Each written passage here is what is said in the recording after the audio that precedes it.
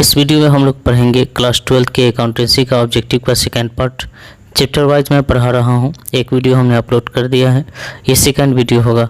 और अभी जो चैप्टर चल रहा है वो नॉट फॉर प्रॉफिट ऑर्गेनाइजेशन है, मतलब गैर व्यापारिक संगठन।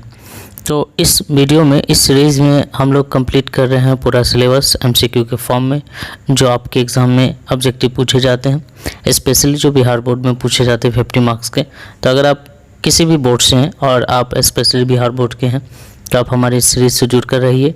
आपको यहाँ से बहुत मदद मिलेगी और बहुत कुछ सीखने का और समझने का सिस्टमेटिक तरीके से आपको मौका मिलेगा। तो चलिए आज का क्लास शुरू करें। शुरू करने से पहले अगर आप चैनल पर नए हैं तो चैनल को सब्सक्राइब करिए और बेल आइकन प्रेस करिएगा, ताकि आने वाला वीडियो का नोटिफिकेशन आपको टाइम टू टाइम मिल सके। और पिछला वीडियो अगर आपने नहीं देखा है तो आप उसे ज़रूर देखिए। चलिए क्लास लेते। चलिए तो क्वेश्चन नंबर 11 से हम लोग करेंगे। पहला क्वेश्चन देखिएगा आज के सेशन का। 10 क्वेश्चन हमने पिछले सेशन में करवाया था, ये 10 क्वेश्चन आगे करवाऊंगा। मैं छोटे छोटे पार्ट में कवर कर रहा हूं और मैं आपको समझाने का भरपूर प्रयास कर रहा हूं और मुझे उम्मीद है कि आप अच्छे से समझ रहे होंगे। तो चलिए शुरू करते हैं। 11 नंबर क्वेश्चन है, पूंजीगत प्रकृति की मदें दिखाई जाती है। All receipt of capital nature are shown in. पूंजीगत मदों की प्रकृति कहाँ दिखाई जाती है? पूंजीगत प्रकृति की मदें हम कहाँ दिखाते हैं भाई? तो पूंजीगत प्रकृति की सारी मदें हम लोग दिखाते हैं स्थिति विवरण में। ठीक है, कहाँ दिखाते हैं? स्थिति विवरण में। एक बार फिर से मैं रिवाइज कर देता हूँ। जब रिसिप्ट एंड पेमेंट अकाउंट बनाते हैं तो इसमें पूंजीगत और आयगत दोनों दिखाते हैं। अब इसमें से जो आयगत होता है उसको हम ले जाते हैं इनकम एंड एक्सपेंडिचर अकाउंट में, और जो पूंजीगत होता है उसको हम लोग ले जाते हैं बैलेंस शीट में। क्या आप मेरी बात समझ गए? तो इस क्वेश्चन का आंसर क्या होगा? पूंजीगत प्रकृति की मदें दिखाई जाती हैं स्थिति विवरण में। ठीक है, तो फिर अगले क्वेश्चन की तरफ बढ़ते हैं। क्वेश्चन नंबर 12 देखिएगा। पुराने अखबारों की बिक्री है। पुराने अखबारों की बिक्री समझते हैं। Sale of old newspaper. Sale of old newspaper, जो आपके पास पुराना न्यूज़पेपर होता है ना, उसे आप सोच कर देखिए, अपने घर में देखिए। अगर आप अपने घर में न्यूज़पेपर लेते हैं, उसे पढ़ते हैं, उसको जब बेचते हैं तो क्या भाव मिलता है? नॉर्मल, नाम मात्र, बहुत छोटा सा पैसा मिलता है। ठीक है, तो पुराने जो अखबार होते हैं वो एक्चुअली बहुत बड़ी संपत्ति तो है नहीं, कोई एसेट नहीं है। वो यूज के लिए अखबार हम लोग लेते हैं, पढ़ते हैं, उसको ऐसे तो वैसे ही फेंक देते हैं। तो यहाँ आप कह सकते हैं कि पुराने अखबार बेचकर अगर कोई पैसा आ रहा है तो नो कॉस्ट है, उसमें तो आपका कॉस्ट है ही नहीं, क्योंकि आपने जो अखबार लिया था वो आपका उद्देश्य पूरा हो गया, आपने जब उसे पढ़ लिया। अब उससे अगर कुछ पैसे आ रहे हैं तो वो इनकम आप मानकर चलेंगे। तो इसका आंसर क्या होगा? आयगत प्रकृति। तो ओल्ड न्यूज़पेपर की जितनी भी रकम आती है वो सब आयगत प्रकृति में आती है। पिछला क्वेश्चन हमने आपसे पूछा, पूंजीगत प्रकृति की मदें कहाँ दिखाई जाती है? तो याद रखेंगे बैलेंस शीट में। और ये क्वेश्चन हमने आपसे पूछा, पुराने अखबारों की बिक्री क्या है? तो ये इनकम है। ठीक है, वो इनकम के तौर पे हम लोग उसको ट्रीट करते हैं, क्योंकि हम अगर पुराना अखबार बेचते हैं तो हम ये समझ कर चलते हैं कि हमने पैसे ऑलरेडी उसका पैसा रिकवर कर लिया है पढ़ाई करके। ठीक है ना, उसमें अगर आप उसको बेचकर कुछ पैसे आ रहे हैं तो वो इनकम में ट्रीट किए जाएंगे। क्लियर?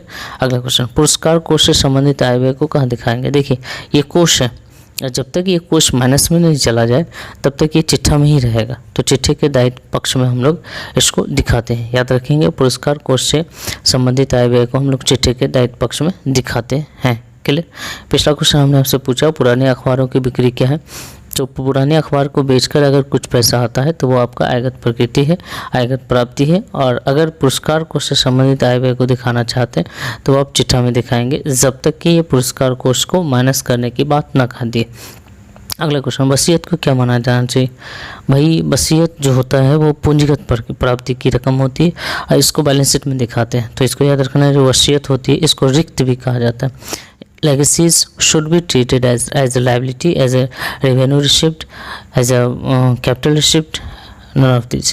तो याद रखेंगे, जो वसीयत होती है वो एक मोटी सी रकम मिलती है वसीयत के तौर पे, और जनरली वो कैपिटल फॉर्म में होती है। ठीक है, उसको पूंजी में यूज कर लेते हैं। तो आप ये कह सकते हैं कि वसीयत की जो रकम हमको रिसीव होती है वो सब पूंजीगत प्रकृति की रकम है। ठीक है। आगे पिछला क्वेश्चन हमने आपसे क्या पूछा, पुरस्कार कोष से संबंधित आय व्यय को कहाँ दिखाते हैं, तो चिट्ठे के दायित्व पक्ष में दिखाते हैं। ये क्वेश्चन हमने आपसे पूछा कि वसीयत को क्या मानिएगा, वसीयत को पूंजीगत प्राप्ति मानेंगे। अगला क्वेश्चन, सचिव को मानदेय का भुगतान क्या माना जाता है, सचिव को मानदेय का जो भुगतान होता है बच्चे वो आयगत व्यय माना जाता है। तो जितने भी आय व्यय से रिलेटेड जितने भी आइटम्स, जितने भी ट्रांजेक्शन होते हैं नॉट फॉर प्रॉफिट ऑर्गेनाइजेशन में, उससे रिलेटेड ही ये सेशन है। और आप देखिए, इसको समझने का प्रयास करिए। एक जगह मैंने कलेक्ट करके लिख दिया है, ठीक है। बुक्स में आप देखेंगे कहीं का कहीं है, तो लेकिन हमने जो कलेक्ट किया है वो सीक्वेंस में कलेक्ट किया है। तो पिछला क्वेश्चन हमने देखा है, पिछला क्वेश्चन मैं आपको समझा दूँ। वसीयत को क्या मानते हैं, तो पूंजीगत प्राप्ति।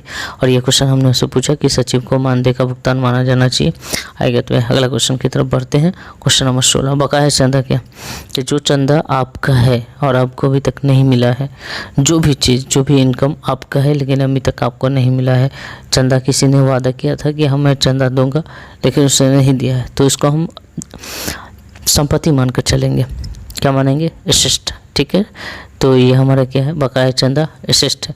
पिछला क्वेश्चन हमने आपसे क्या पूछा, सचिव को मानदेय का भुगतान क्या है, जो सचिव को मानदेय का जो भुगतान है वो आयगत प्रकृति की है, आयगत व्यय कहलाएगी।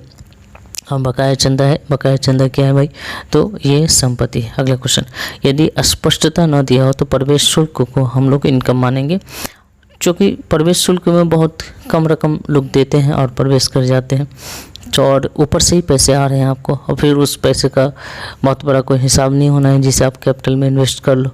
तो इंटरेस्ट फी जो होता है वो अगर कुछ ना कहे तो आप इसको क्या मानकर चलेंगे, इसको आयगत प्राप्ति मानकर चलेंगे, इसको आप इनकम मान लेंगे, ठीक है। पिछला क्वेश्चन हमने आपसे क्या पूछा, बकाया चंदा क्या, बकाया चंदा संपत्ति है। ये क्वेश्चन हमने आपसे पूछा कि यदि स्पष्टता कुछ ना दिया हो तो प्रवेश शुल्क को हम लोग मानते हैं, तो प्रवेश शुल्क को भाई मेरे हम लोग मानेंगे आयगत प्राप्ति। अगला क्वेश्चन, एक क्लब द्वारा आजीवन सदस्यता। अब देखिए दोनों क्वेश्चन एक जगह हमने लिखा, अगर सिंपली सदस्यता शुल्क की बात करता है तो वो आपका आयगत प्रति है, लेकिन अगर कोई आजीवन सदस्यता शुल्क लेता है, प्रवेश आजीवन पूरी ज़िंदगी का एक बार पैसा देता है, तो एक बहुत बड़ी रकम होगी, ठीक है, ठीक है भाई। तो अगर कोई आजीवन सदस्यता शुल्क देता है तो उसको हम लोग पूंजीगत प्रकृति की रकम मानेंगे, ठीक है। चलिए अगले क्वेश्चन की तरफ बढ़े। पिछला क्वेश्चन हमने आपसे क्या पूछा कि यदि अस्पष्टता न दिया हो तो प्रवेश शुल्क को आप इनकम मान लीजिए, लेकिन आजीवन दे दिया है तो सदस्यता शुल्क, तो आप इसको पूंजीगत प्राप्ति मान सकते हैं और मानना है आपको, ठीक है। चलिए 19 नंबर, निम्नलिखित में से कौन सा आय नहीं है, तो भाई चंदा इनकम है, दान इनकम है, टिकट की बिक्री कर देंगे इनकम होगा, लेकिन एंडोमेंट फंड जो होता है वो किसी विशेष उद्देश्य के लिए निवेश किए जाते हैं, तो ये पैसा आपका आय नहीं है, ठीक है। पिछला क्वेश्चन, तो इसमें आंसर होगा एंडोमेंट निधि, क्लियर। तो पिछला क्वेश्चन हमने आपसे क्या पूछा है, तो पिछला क्वेश्चन हमने आपसे पूछा है हाँ, एक क्लब द्वारा प्राप्त आजीवन सदस्यता शुल्क क्या है, तो आजीवन सदस्यता शुल्क पूंजीगत प्राप्ति है। और ये क्वेश्चन हमने आपसे पूछा कि निम्नलिखित में से कौन सा आय नहीं है, तो एंडोमेंट निधि। अगला क्वेश्चन, एक संस्था द्वारा प्राप्त चंदा क्या है, एक संस्था द्वारा प्राप्त चंदा आयगत प्राप्ति है। चंदा जनरली इनकम के रूप में हमको मिलती है, लेकिन कहीं स्पेसिफिक रहेगा किसी खास उद्देश्य के लिए तो इसको पूंजीगत प्राप्ति मान लेंगे, क्लियर। तो सबसे पहले रिवीजन करते हैं, पहला तो क्वेश्चन इसी से रिवीजन करते हैं। एक संस्था द्वारा प्राप्त चंदा क्या है, तो प्राप्त चंदा है भाई आयगत प्रकृति, ठीक है, आयगत प्रकृति की आयगत प्राप्ति मानेंगे, ठीक है। चलिए ये क्वेश्चन था, निम्नलिखित कौन सा आय नहीं है, तो एंडोमेंट निधि।